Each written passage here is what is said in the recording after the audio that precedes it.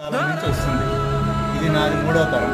ఇప్పుడు నేను నేసేది నాకు దగ్గర 14 సంవత్సరాలు 13 సంవత్సరాల వయసు నుంచి నేస్తాను. ఇప్పుడు 45 సంవత్సరాలు.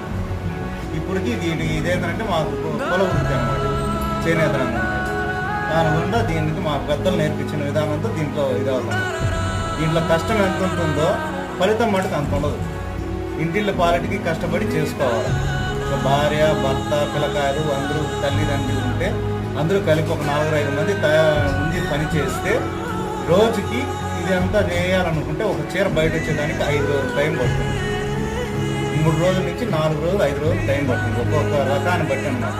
ఇప్పుడు నేను నేసే రకం వచ్చి కరెక్ట్గా 4 రోజులు టైం పడుతుంది. అది పరిస్థితి. ఏమంటే చేతి బుటాలు వేస్తాం. ఇక్కడ మా వెనడికి స్పెషల్ ఏమంటే చేతితో తీస్తాం బుటాస్.